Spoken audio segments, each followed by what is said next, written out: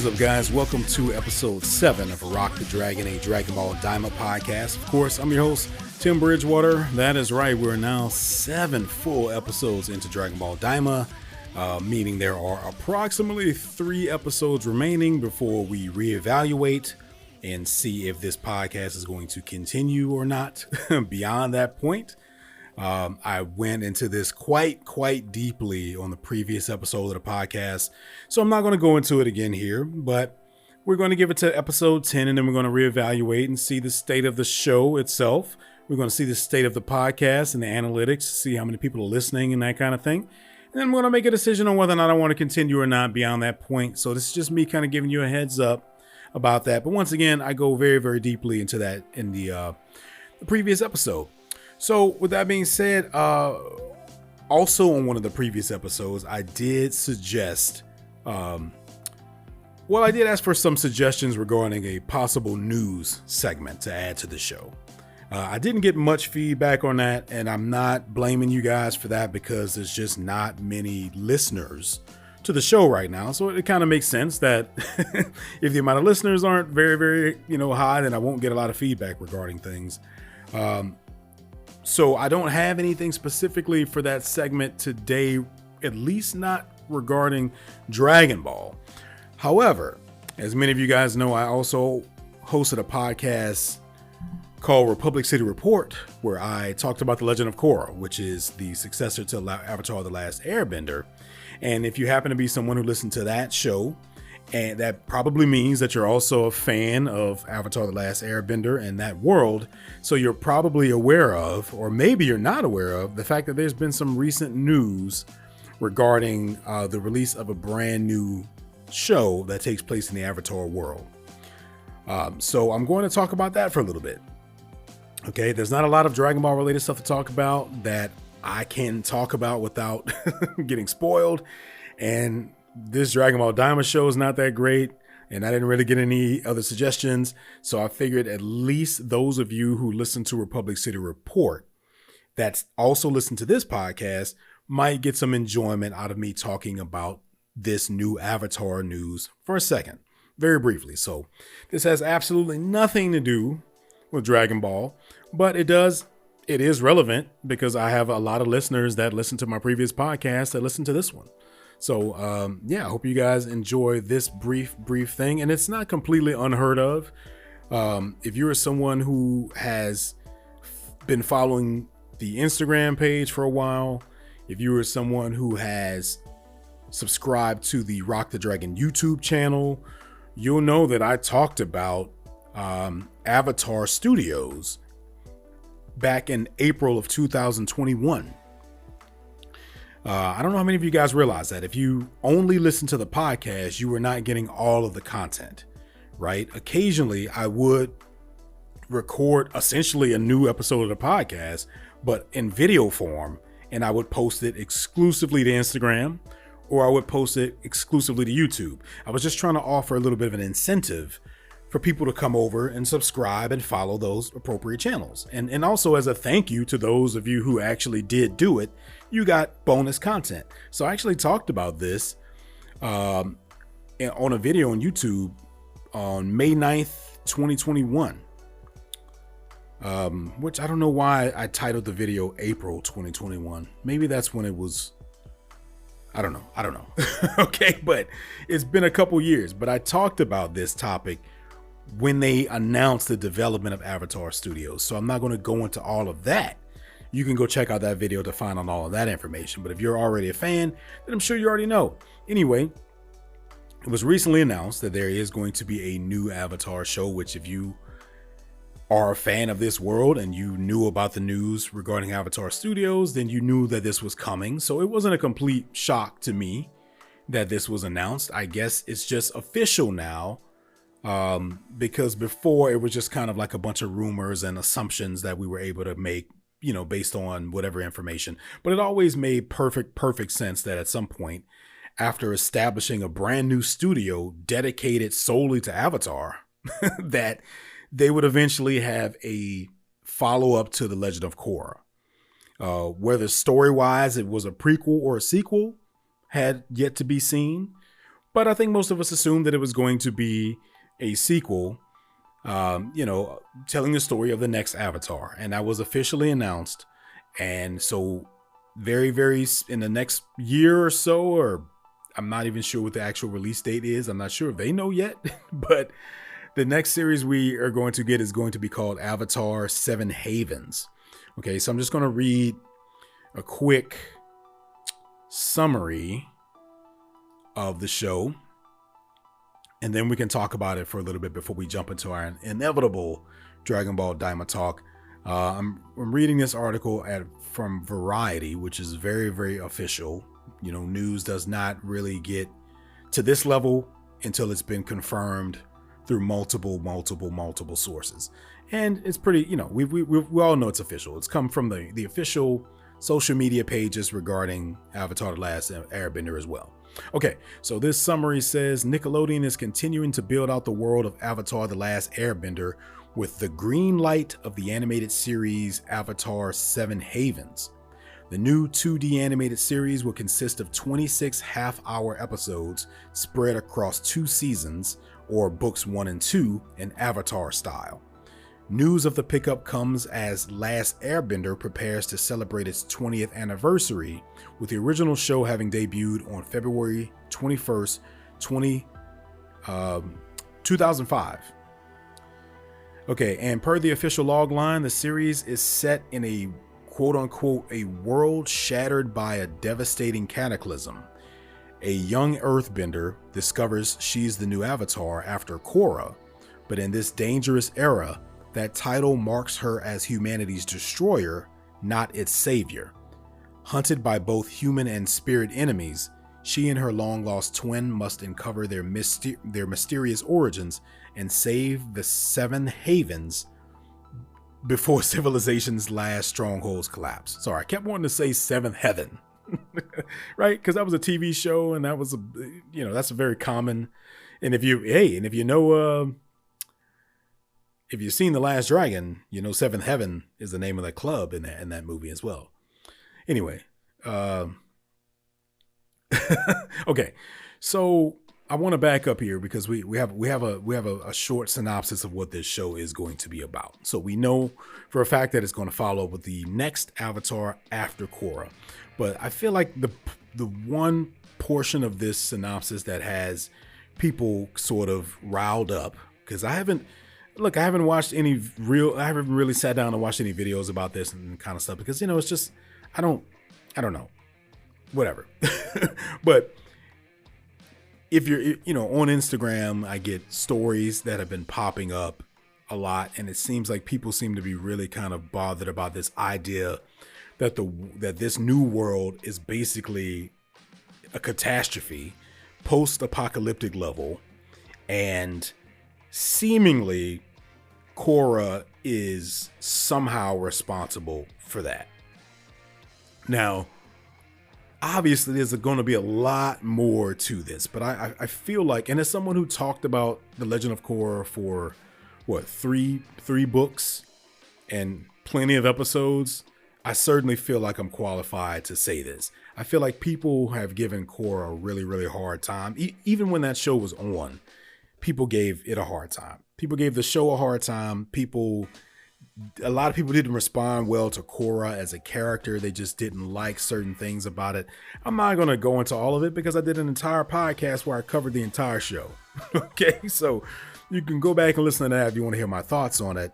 But I just want to say this, that obviously there's a lot more to what's being revealed here in this synopsis. I think people are assuming here that Korra somehow fucked up and now the entire world is messed up, right?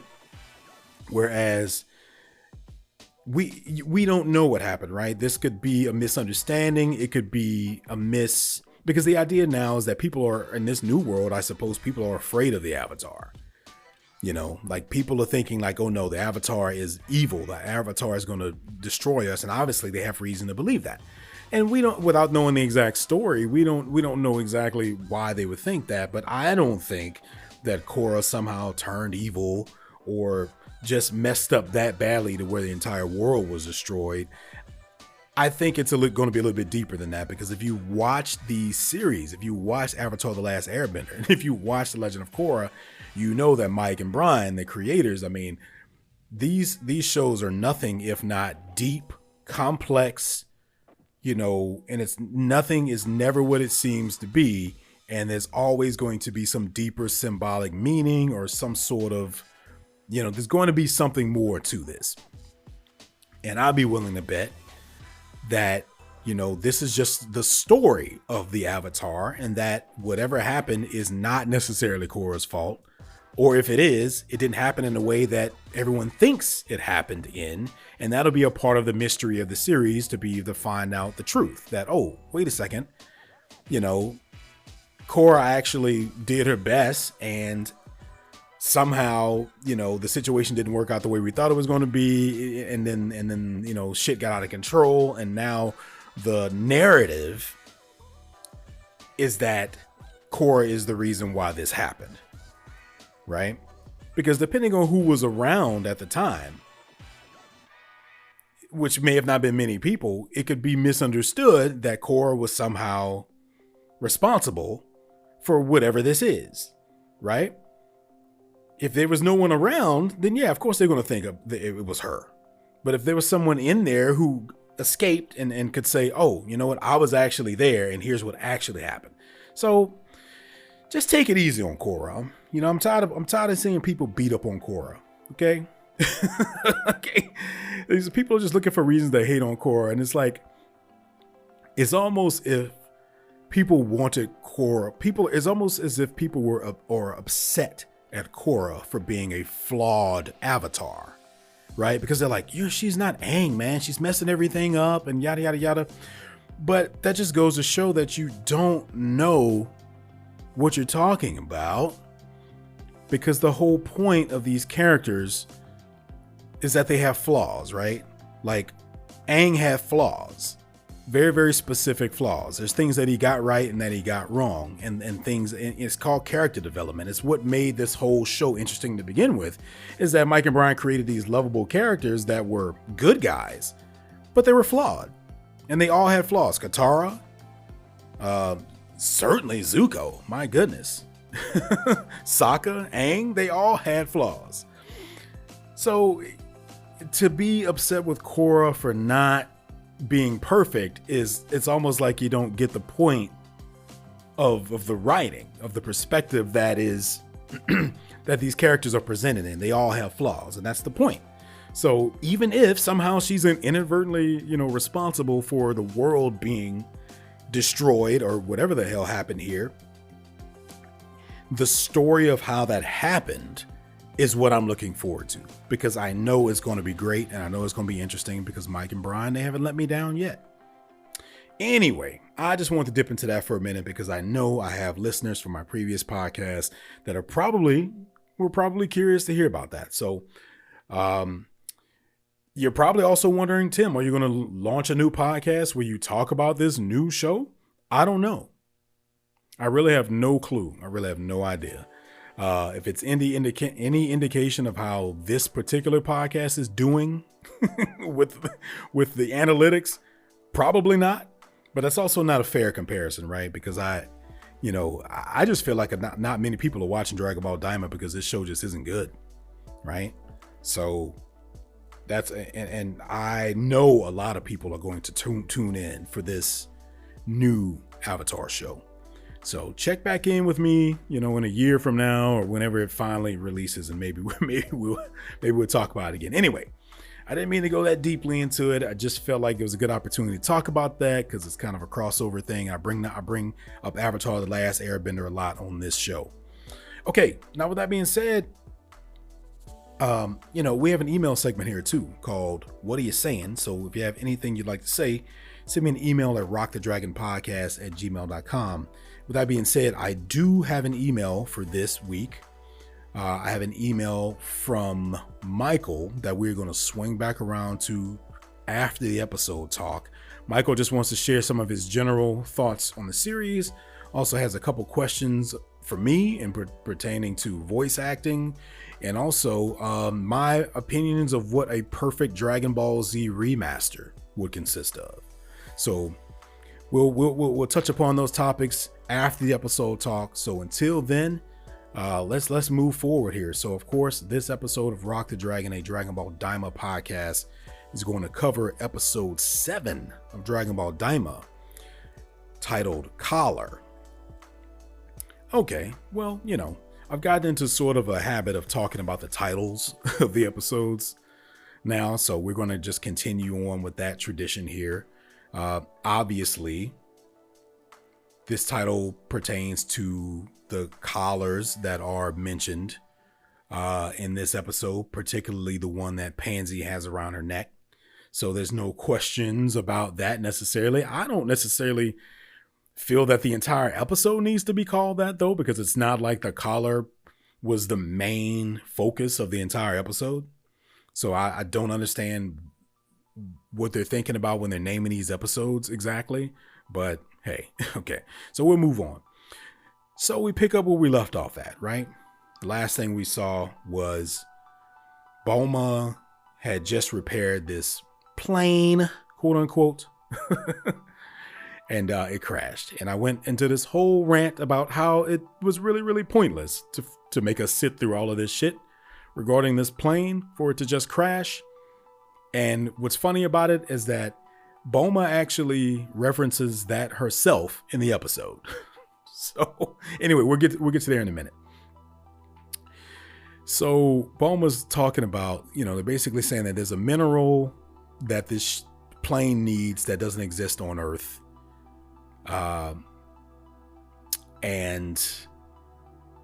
Vegeta's making a suggestion and saying, hey, maybe there's a temporary, like an Earth equivalent that we can find or something like that. And she's saying like, maybe, but it will take a while, some research, a couple of months of R&D. That means research and development for anyone who maybe didn't pick up on that, to find.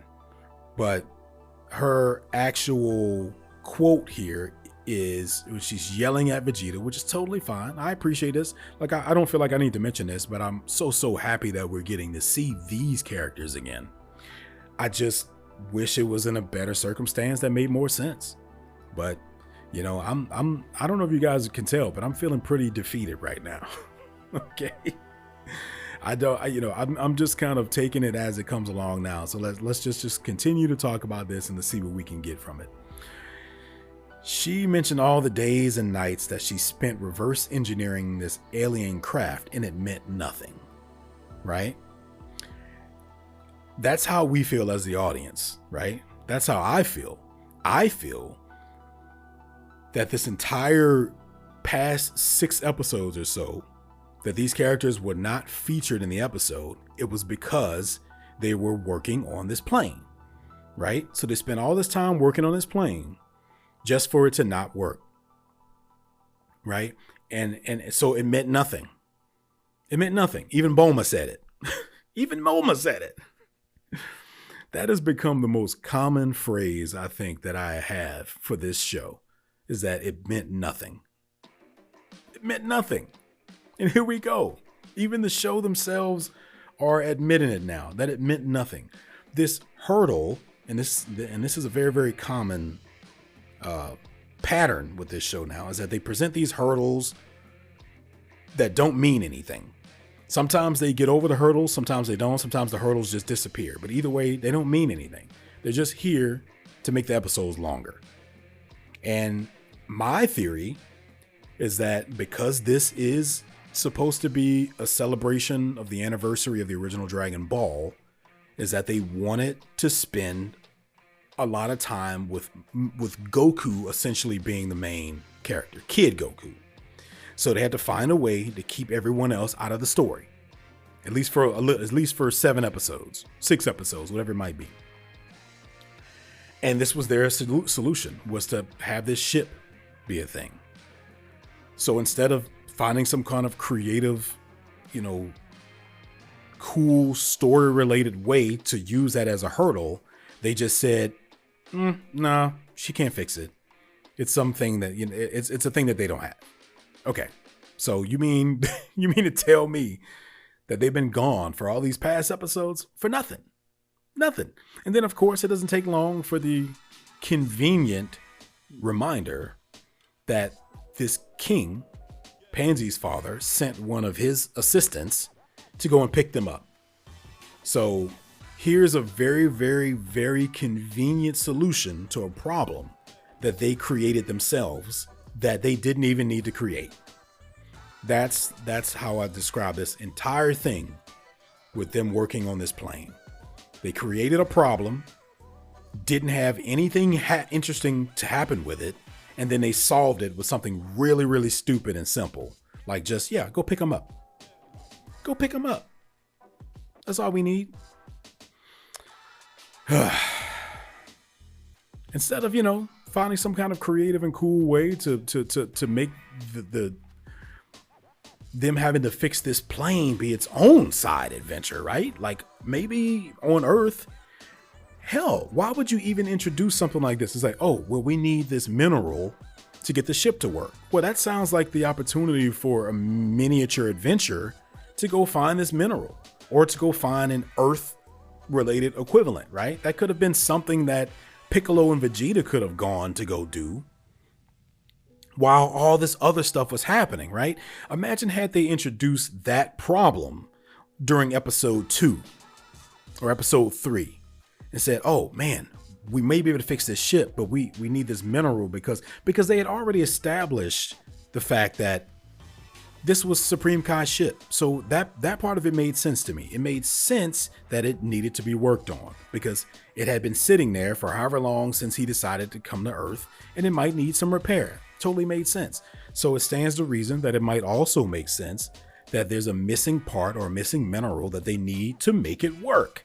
Had they could have introduced that as a plot point earlier on in the series, thus giving Vegeta and Piccolo and them something to do. So we could have joined them while they went to look for the mineral. And then they could have created another conflict, but also found a way to tie it all in together. Right? Maybe somewhere during the discovery of this mineral, they could have found some backstory on Goma or Degasu and maybe how to defeat them, or maybe what their weaknesses are, or a better written show would have found a way to make all of this mean something. But that's not what we have here, unfortunately. So we cut back to, what's that? Oh, they're just riding in the plane again with exposition and just wasting time. Goku's eating food again for the 20th time. We get it. Okay. We all know that Goku eats a lot. They don't have to make a thing out of it every single episode, though. I mean, come on.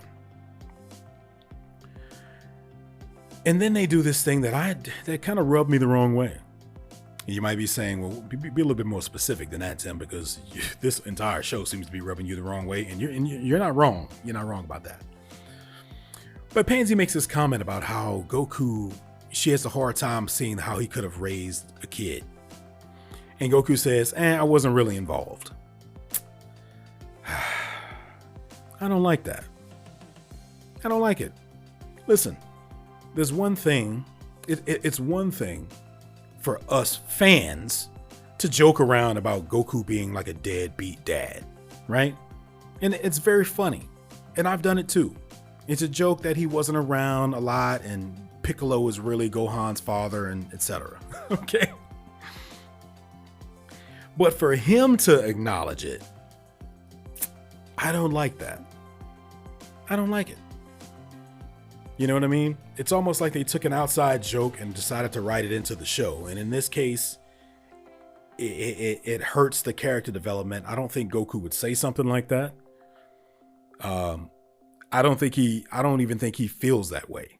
I don't think he feels like he's been a bad father to Goku or Goten. I mean, the guy was dead for significant chunks of their lives because he was being a hero. And to say that he wasn't involved just isn't true. I mean, he was there for significant chunks of both of their childhoods at this point. So I don't know. It's just another little thing that just kind of pissed me off. this episode. So this whole overly convenient thing with the ship and all that, and they're in space and they're just driving very, very slowly. I'm just not enjoying any of this because this is essentially, this is all we've been seeing. All we've been watching for 7 episodes are people attempting to start a journey, but then being stopped because their ship got stolen or it crashed or it needs to get fixed or something like that. And then they get back in the ship and they're just sitting there and they're just talking again for a whole episode. and now they're doing, once again, I mentioned this the previous episode, they're just doing this again with these characters now. The same thing they just did with Supreme Kai and Goku and Glorio, they're now doing it with these guys. Now, they get there a lot faster. I mean, luckily they don't go through this whole process of watching them go through Sir Warp and all that stuff. I guess since there's no need for a passcode here, then there's no need to show all that. But for a second, I thought they were going to take us through all that stuff again. So glad they didn't do that. Anyway, they get an update that Goku and everyone is on their way to the 3rd Demon World now. But then the gendarmerie show up, this army, this police force, whatever they want to call it. I mean, I'm sure it's some,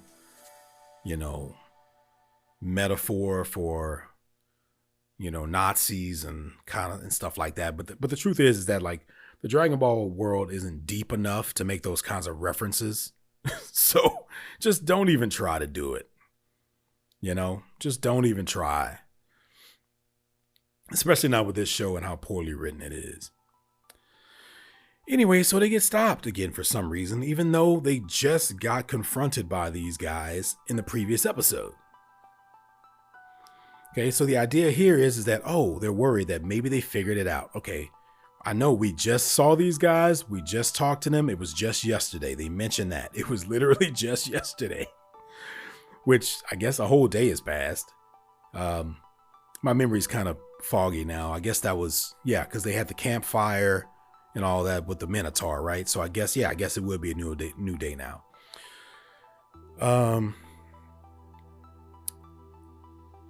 But Pansy makes a comment here that's very interesting, and I want to bring note to it because we're going to come back around to it a little bit later. But in reference to the collar around her neck, she mentions that some of us are pretty rowdy characters. So to keep us in check, they stick these collars on our necks. Okay? So the idea here is, because this whole collar thing has been a little bit unclear, right? Because some of the characters have collars, some don't. I was under the impression that this was a new thing that Goma had just instituted as a part of his reign, right? Because that's kind of the way it came across, right? Because I mean, these guys are enforcing these collars and it looks like they have Goma's symbol on their freaking chest, right? So it seems like, this is a thing that they're just now implementing now that Goma's king. So I guess it kind of made sense that some people would have them and some people wouldn't because they were making their way around. But what didn't make any sense to me is that Pansy had one and she's the princess of this village. And I don't remember anyone else in the village having one.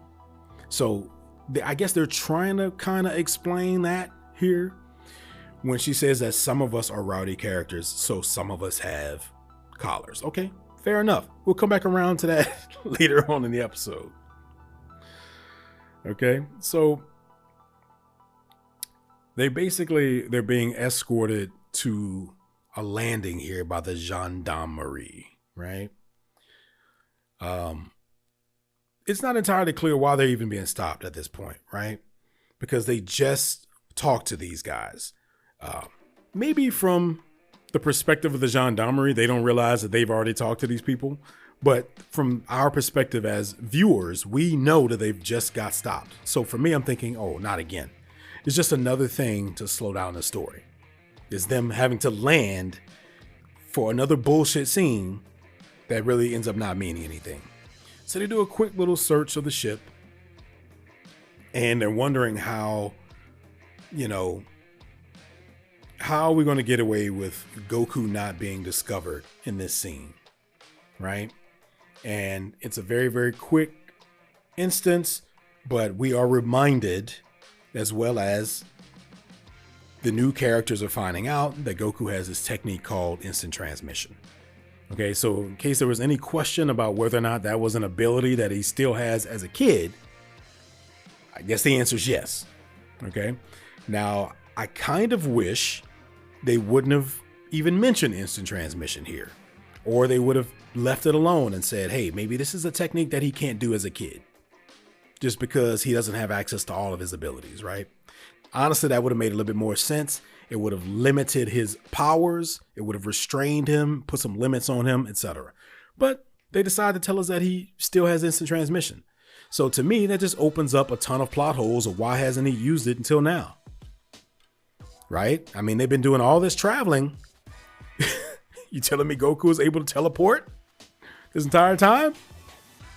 Now understand how instant transmission works, right? He has to lock on to someone's ki, essentially.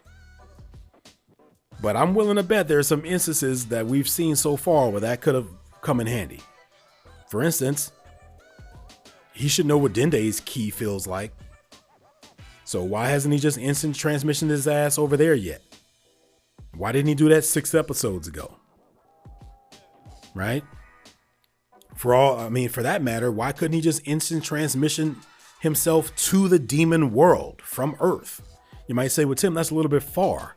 But I don't know if they've ever really established the rules and limits of instant transmission outside of the idea that he has to be locked onto someone's ki, because he can go far distances. I mean, he literally went from Earth to King Kai's planet using instant transmission.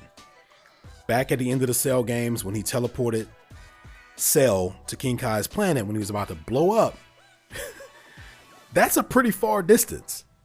I mean, initially, to get to King Kai's planet, you have to be dead to even get there. I mean, he had to go on Snake Way and all kinds of shit. But when he got instant transmission, he can just teleport there. So that's pretty far. So I don't know if the demon world is technically further away than King Kai's planet or not. But hey, I'm just saying, this is why I'm having such a big problem with this show. It's because they keep introducing these opportunities for me to find something to rant about. Okay. And I'm not happy about it. Okay. But anyway, so they don't find Goku, right? Because he used instant transmission to get his ass out of the way. So now all of a sudden, never mind. That's not the reason we stopped you guys. Now we're stopping you guys because this random little girl could potentially be, out of all of the little girls on the planet, could maybe possibly be the one that was in that little village a couple episodes ago and yada, yada, yada. Okay, so now that's your reason for stopping them? It's a stretch, man. It changed. Now it's a completely different thing. Anyway, here's a fight scene. That's basically what the show says here. It's like, well, anyway, shut the fuck up. Here's a fight scene. You guys are thinking about it way too much. You guys are asking way too many questions. Let's just give them a fight scene to shut them up. And that's essentially what they give us here. And it's not that great. It's really quick. I wouldn't say there's anything particularly cool that happens here. I mean, it's always nice to see Supreme Kai in action to some extent, because I've talked a lot about this before. You know, he was just really, really hyped up, and they haven't done a great job of showing why he was even selected to be Supreme Kai. So when they get him in the fight, I do enjoy that part. But with that being said, we're not expecting anyone to have any trouble with these guys, are we? We're not expecting anyone to have any problems whatsoever with this gendarmerie. Okay. All this scene seems to do, and maybe I'm mistaken here, is let these characters know that Goku has instant transmission, which, unless that ties into the story later on somewhere, seems kind of pointless. Especially because we as the audience already know that he has it, that he can do it. So it's not telling us anything new. And the only other thing seems to be that they get this gendarmerie plane, right? So now we have them switching planes again. It's just been the same thing every episode. They go a few feet, they stop, they get a new plane, the plane breaks down, they get back in the plane, they travel a few more feet, they get stopped for some reason, they get back into the plane, and now they're just switching to a different plane. They're just switching to a different plane now. Why? It's not even necessary from a story perspective. I mean, sure, okay. During the fight, their ship got damaged. So now they're switching to a gendarmerie plane. But that's not how you write a story, right? The story would be, oh, we need a gendarmerie plane for some reason, right? And then you would create a good reason why they need that plane. There is no good reason other than the fact that their ship got hit. Okay. And that doesn't even really mean anything because even in the new plane, they still need a passcode. So a smarter way, in my opinion, to write this would have been that, in order to get to this Tamagami, we need to go back through the demon world, the portal or whatever the hell again, gate. And we'll either need a new passcode or, I don't know, the last passcode expired after we used it. But these gendarmerie planes don't need passcodes, right? I'm just throwing out other potential possibilities here. Then you can justify it and say, hey, let's take one of their planes because then we won't need a passcode because they have clearance. But it doesn't happen that way. Their ship still needs a passcode. So they just get a passcode. I'm getting a little bit ahead here, but so we'll come back to that in a second. I also wanted to touch on this very, very convenient device that Pansy seems to have that disables their communication, because I guess just stepping on the shit wouldn't work. We need some sort of weird device, convenient device that disables communication instead of them just destroying the stuff with key blasts or whatever the hell. I mean, I that would have worked too, by the way. So they go back to they get this new plane, which once again, if there was a story based reason for this, I would have been okay with it. Would say, we need to get them in a new plane because this plane has access to areas that a regular plane couldn't get to, right? That makes sense. That would make sense. We've seen many, many TV shows and movies where the good guys have gone under disguise, right? They've beat up the bad guys, taken their uniforms, and went in because it was easier to get in with their clearance. That would have worked fine here. But it doesn't mean anything because they still need a passcode to get through. So I just don't get it. And they conveniently just, Pansy just calls up someone and they get a passcode. Why? I don't understand why you would create problems that you don't need to create and then find a super easy way to solve them. You're not even finding a creative way or an interesting way to solve the problems. They say they need a passcode. She makes a phone call. She gets the passcode. Where's the conflict? Where's the the story? Where's the, anyway, I need to back up a little bit here. I'm getting ahead of myself once again. There's a moment, there's a conversation about the history of these collars. And I said, I wanted to come back around to this, right? We find out that these collars are made from this material called ketchup. I'm not even gonna say it. Forget it. But we get a little bit of history of the collars, which right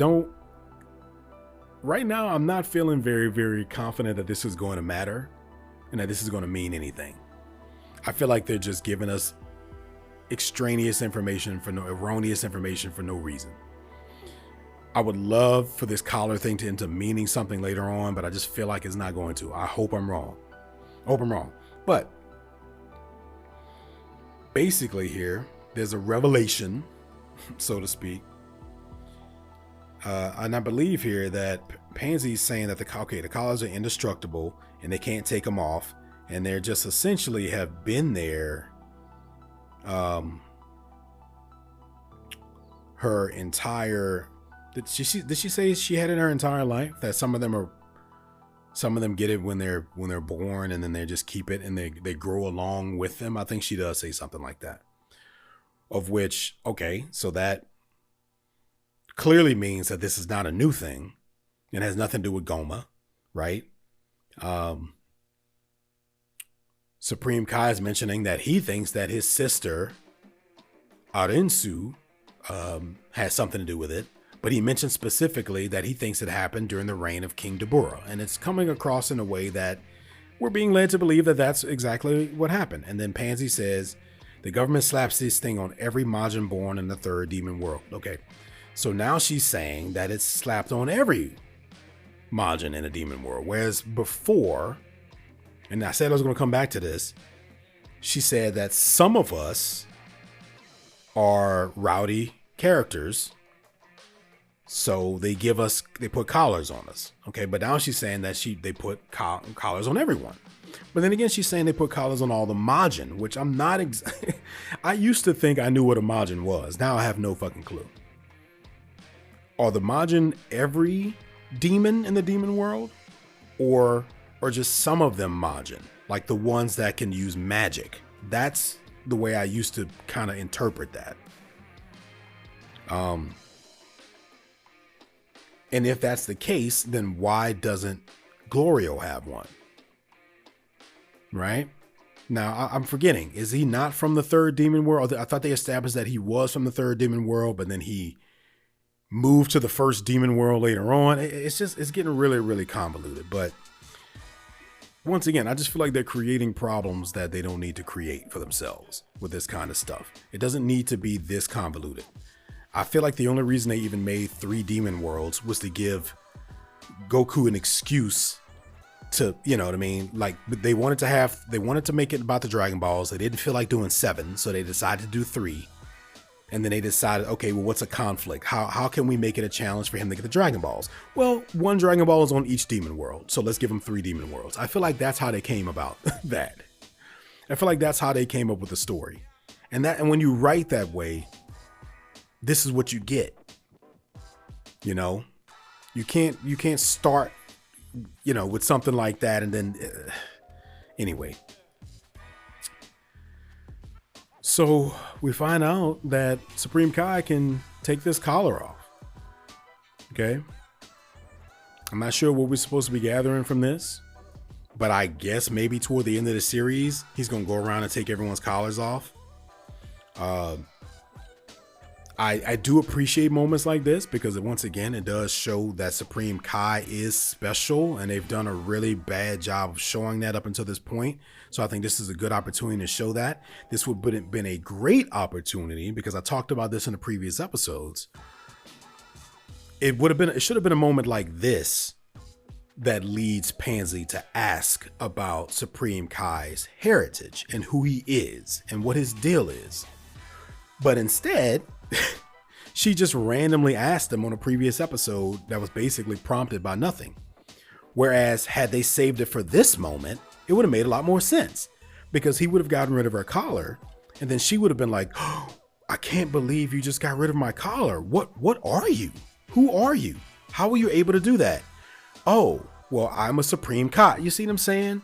Like this would have been a better opportunity to do that. But instead, in the previous episodes, it was she just asked randomly, oh, didn't Goku call you a Supreme or something? Like, what was that about? Jesus, dude.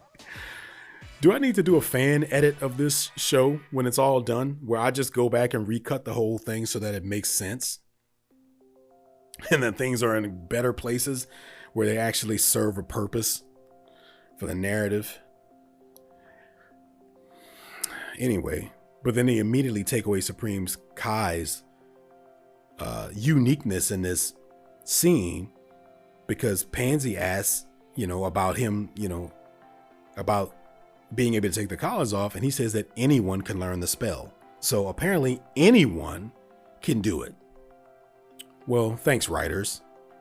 Thank you for giving Supreme Kai something unique to him as a Glen and as a god, and just saying that anyone can do it.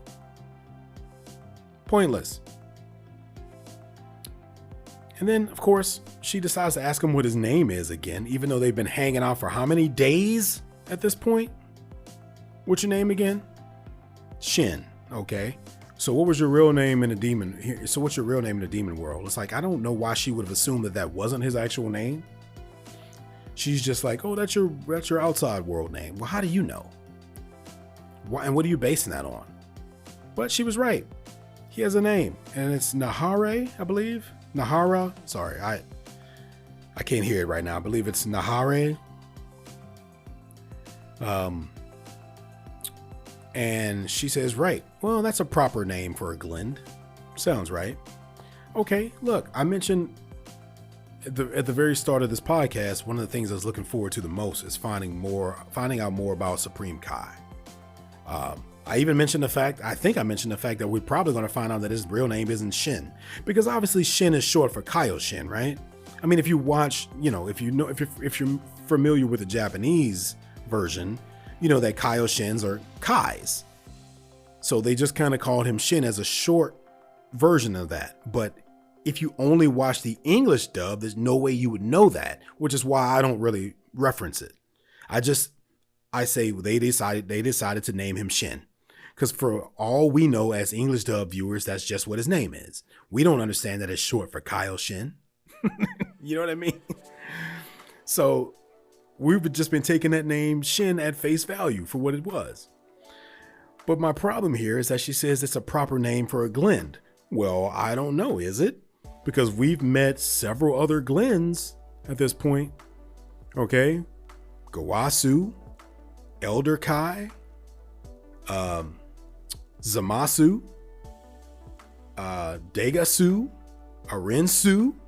I see a lot of common denominators in those names. But his name is Nahare? Doesn't sound like a proper name for a Glend at all to me. Sounds like his name should be Naharsu or some shit like that. But hey, maybe there's a reason for it. Maybe there's a reason. Maybe we'll come back around it. But I'm very, very confused why his name is not similar to all the other people of the exact same species of his that we've met so far. And what makes it even more silly is that Goku asks him and says, oh, your name was Nahare this entire time? Well, I guess I should start calling you that too then. So then he does it, and then he says, nah, it doesn't feel right. I'm just going to call you Supreme Kai. Well, then what was the point of that? Why would you even waste time writing that dialogue if he's just going to say, never mind, I'm just going to call you Supreme Kai? What was the point? And if the point was to be funny, to make a joke out of it, to say, oh, Goku is going to be Goku, man. He doesn't want to call him by his actual name because it's too hard for him. Then they should have made a moment out of it, right? They could have done the thing where they make everyone kind of pass out. You know, they do that sometimes in Dragon Ball and other anime. They make everyone have this really over-exaggerated reaction, so you know it's supposed to be a silly joke, but they didn't do that. They didn't do it. So it's just a pointless, line of dialogue. Anyway, so they take back to the skies and their new plane. It's a huge upgrade and it's twice as fast as the old one and whatever. So now for the 19th time, we're watching them sit in a plane and talk. Okay. So, and I already kind of touched upon this because I jumped ahead a little bit, but Pansy makes this phone call to this weird alien who gets them a passcode, and that's it. And that's all they need. That's it. They're good now. And what's interesting about this to me is that we don't even get to see them use it this time, right? The next time we see them after this scene, they're just wherever it is they're going. They're just there, right? So why do we need this scene of them getting the passcode if we're not even going to see them use it? They could have just cut from the takeoff and they could have just been at the Tamagami.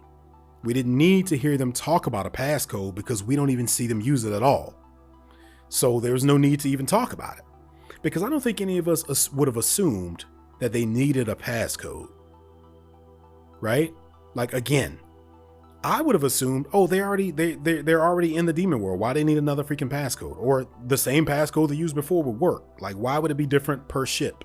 I don't know. I don't think most of us would have been thinking about that. So I think they could have gotten away with just letting them show up, and it would have been fine. Instead, they just created an unnecessary scene that meant nothing.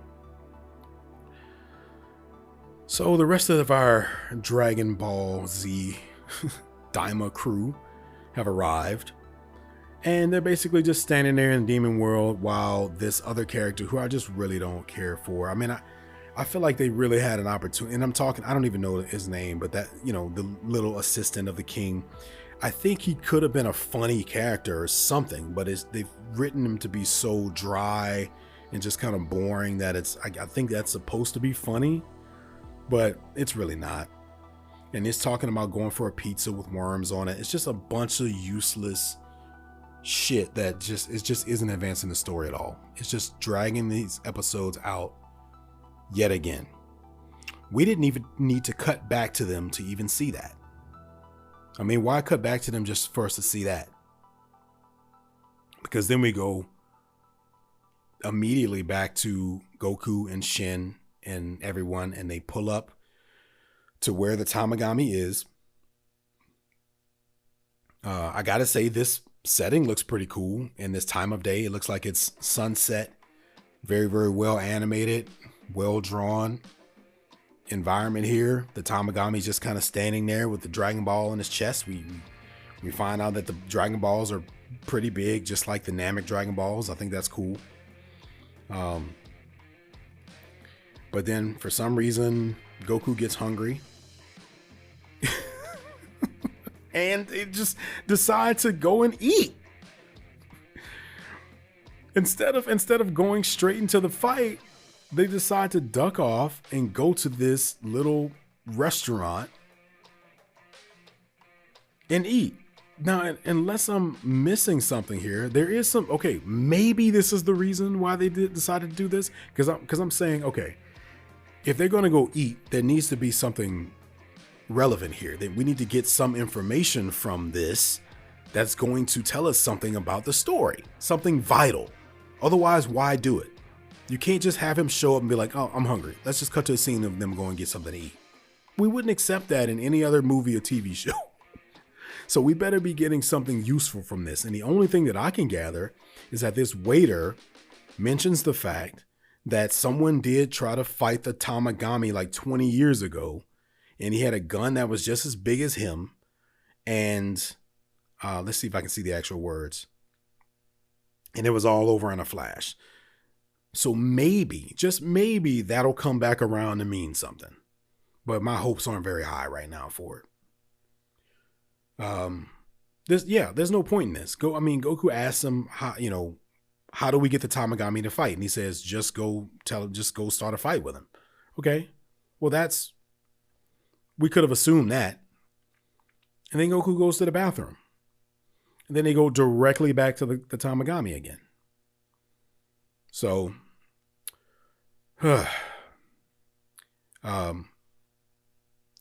this whole scene meant nothing. And there it is again. My favorite 3 words for this fucking show is it meant nothing. It meant nothing. We get some reminders here that even King Dabura couldn't defeat the Tamagotchi, but I mean, who cares at this point? It's not going to stop Goku.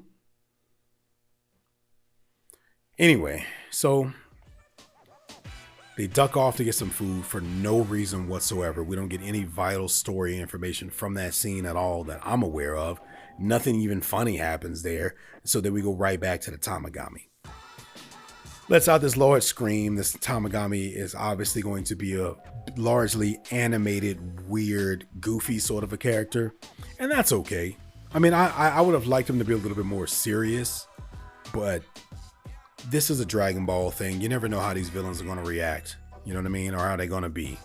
Because, I mean, look at the Ginyu Force, right? And I love the Ginyu Force. So when they do cheat, it's possible to do really cheesy, over the top characters and make them funny and have it still be entertaining. And they did that with the Ginyu Force. Hopefully, maybe we'll get a little bit of that with this Tamagotchi, and I'm gonna call it a Tamagotchi from now on because. Anyway, that about does it, guys. What are you saying? Send me an email at rockthedragonpodcast@gmail.com. I'm running out of things to really say about this show, and you can probably tell. And I mentioned this on the previous episode. I don't like just sitting down for an hour and being negative about a thing because it's not interesting, right? It's not interesting to just talk about how bad something is.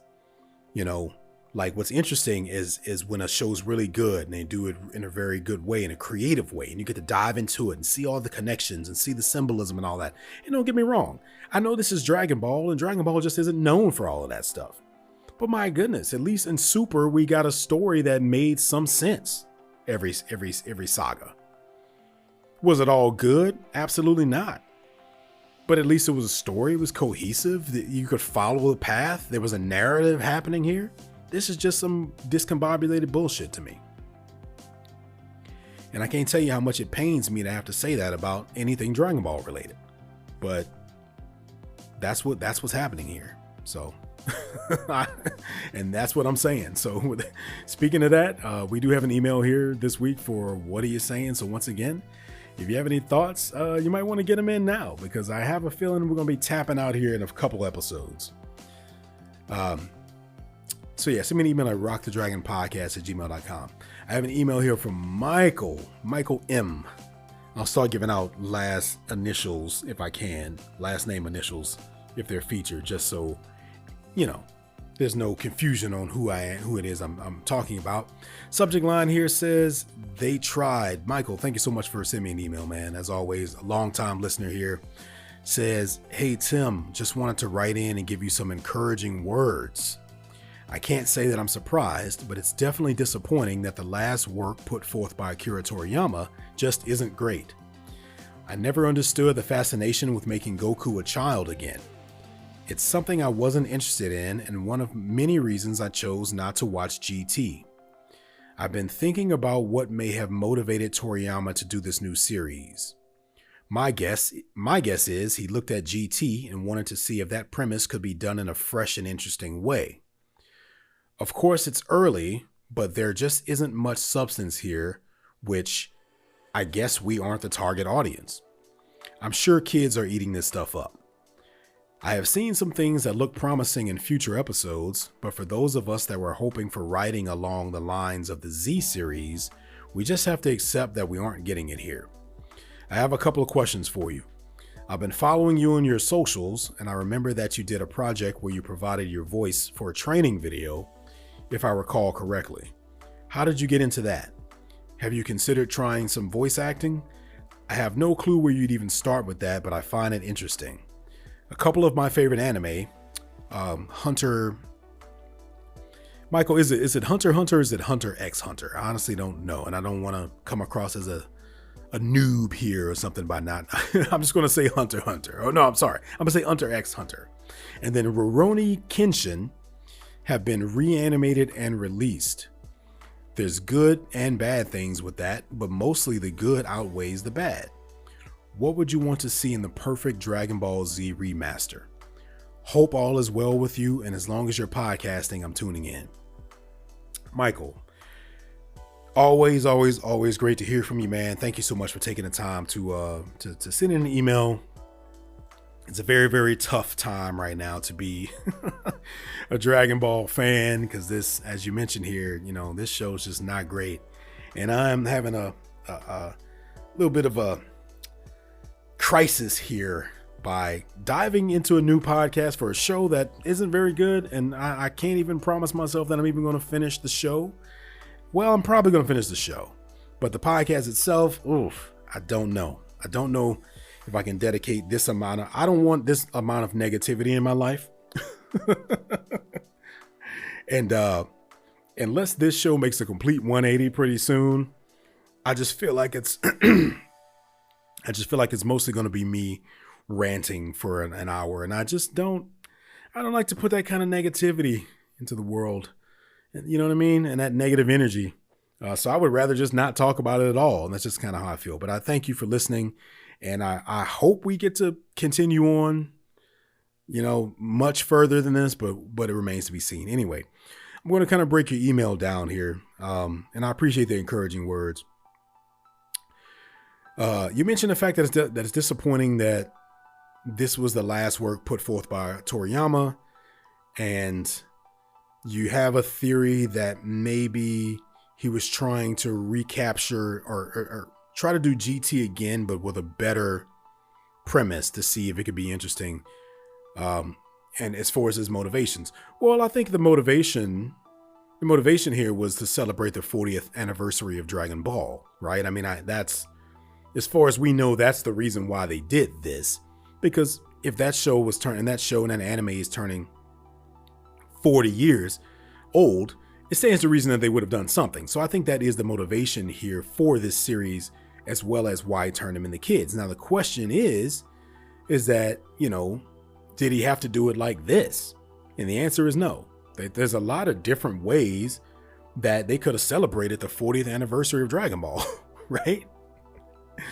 I mean, just off the top of my head, they could have done a movie. They could have just done a Dragon Ball movie, not Dragon Ball Z, not Dragon Ball GT, Daima, or Super. A Dragon Ball movie that was just a non-canon movie where it just took place in Dragon Ball.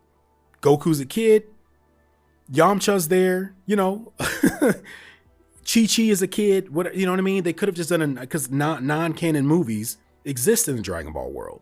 So they could have just done that to celebrate it. They didn't even have to make a whole new series about it. Right? Now you might say, well, they could have done that. But the modern day fans probably want Vegeta, Piccolo, Gohan, So then they maybe said, okay, well, let's try that same concept, but we want to include the other characters. So then they decided to make them all kids so that those other characters can be included. This is me just spitballing ideas and stuff, right? But even with that being said, they could have still just done a movie. It didn't have to be a series, especially because they're just dragging this shit out anyway. I mean, we're 7 episodes into this thing and nothing has happened. So there's no reason why they couldn't have just made an hour-and-a-half Dragon Ball Daima movie, cutting out all the bullshit and just keeping all the parts that matter. Right? Could have been the exact same story, but with all the nonsense taken out, and could have just been a movie. Look, when this series is done, which I believe it's going to be done pretty soon in Japan, someone is going to edit these 20 episodes down into an hour-and-a-half movie. Because someone always does it. And someone's going to do it. I maybe it'll be me. I don't know. But I have bad luck editing Dragon Ball related stuff on YouTube. My shit always gets taken out for copyright.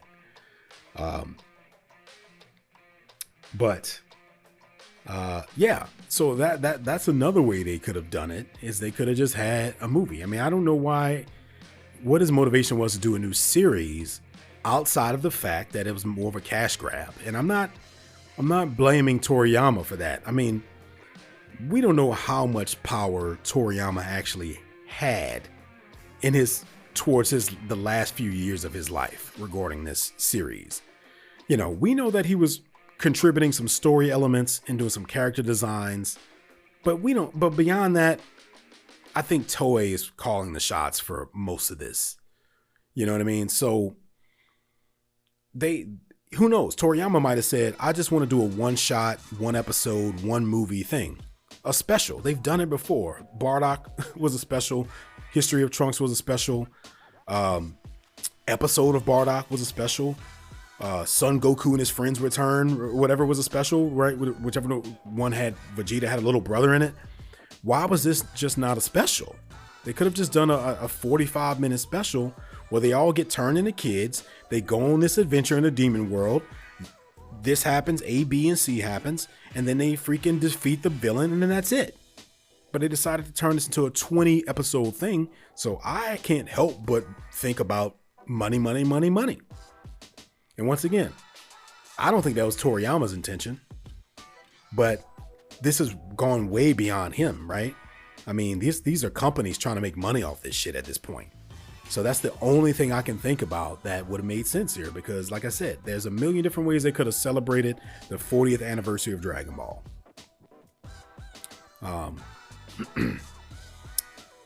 Yeah, I mean, they could have done anything. This is the Dragon Ball world. They could have had a story. And honestly, I would have rather see this. I would have rather see this happen. Let's just say they had a non-canon Dragon Ball movie where they wanted to tell a story that took place in the Dragon Ball time frame with Kid Goku, but they wanted to include Vegeta, Piccolo, and these other characters. Well, they could have found some kind of way to bring them back in time to the original Dragon Ball.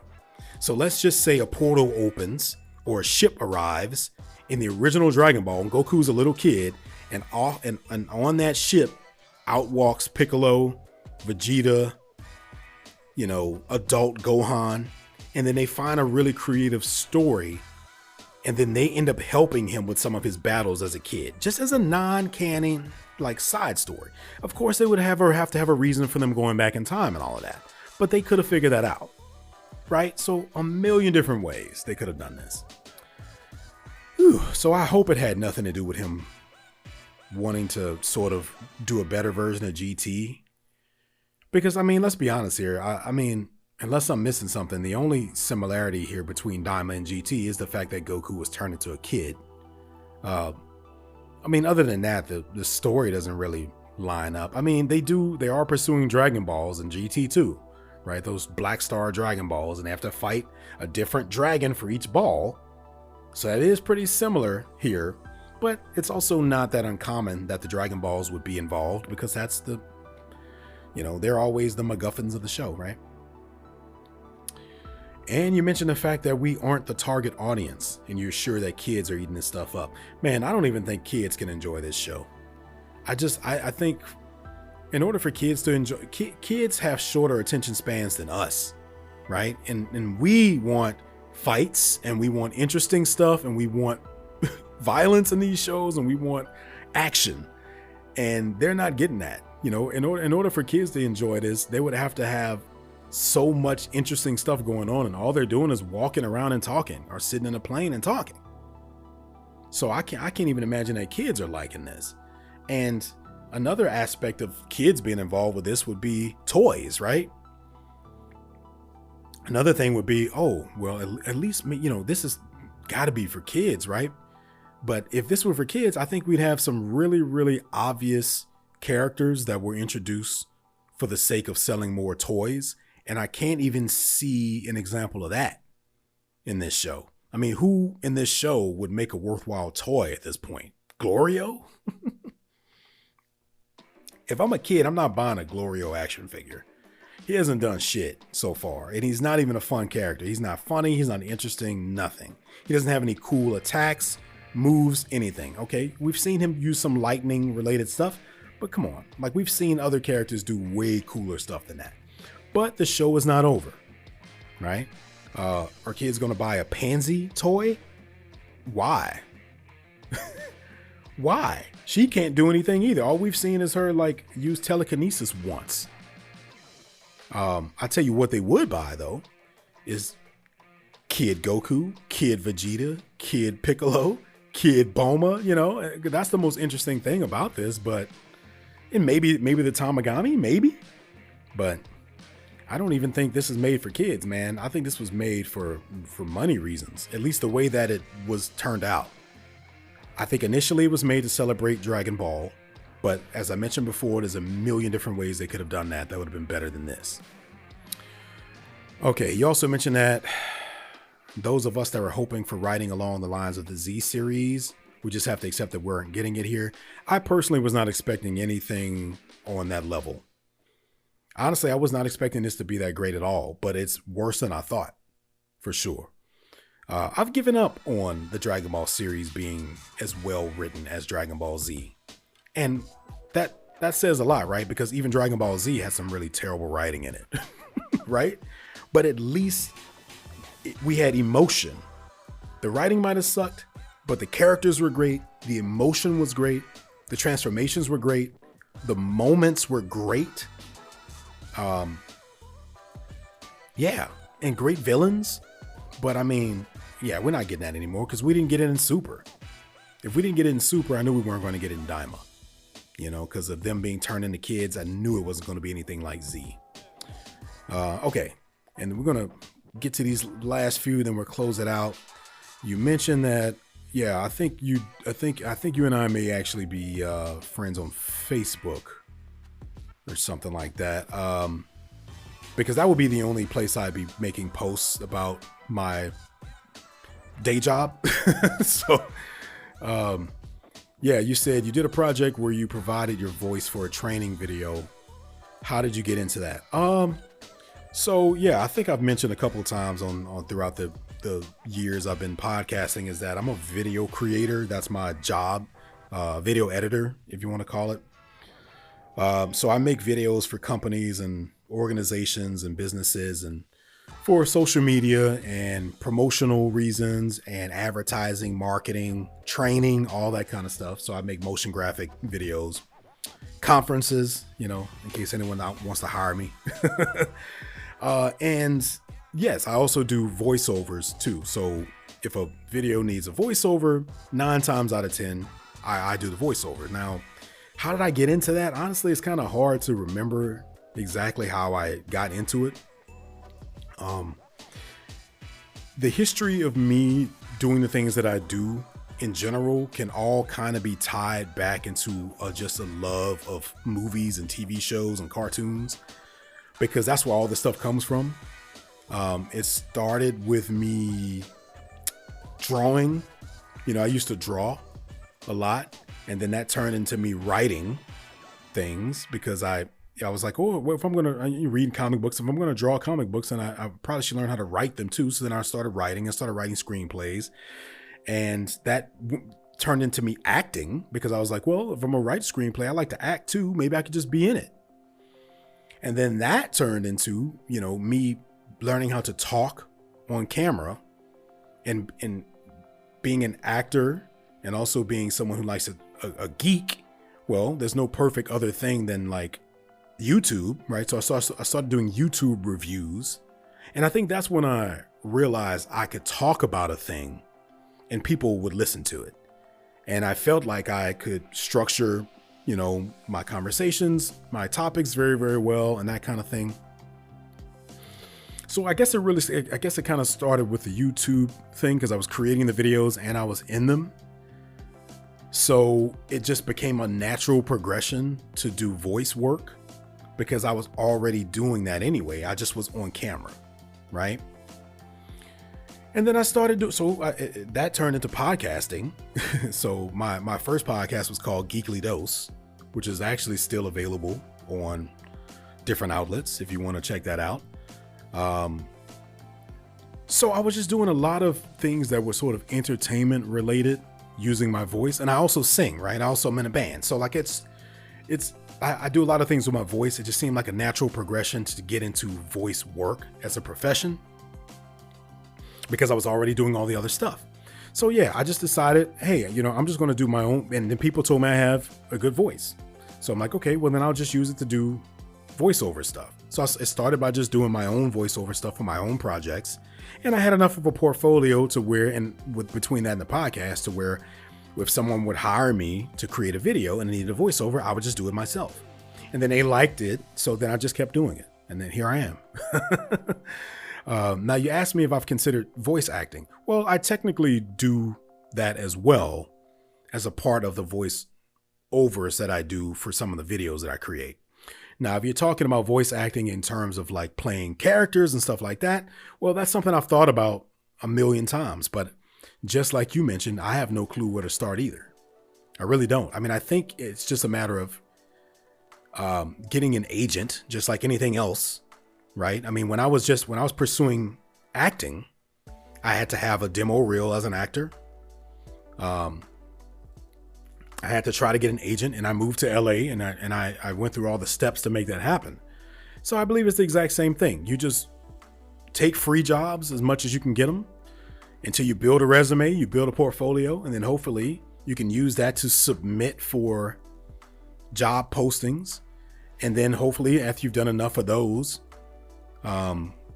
maybe some small time, low budget things, then you can get an agent that can hopefully submit you to get bigger and better jobs.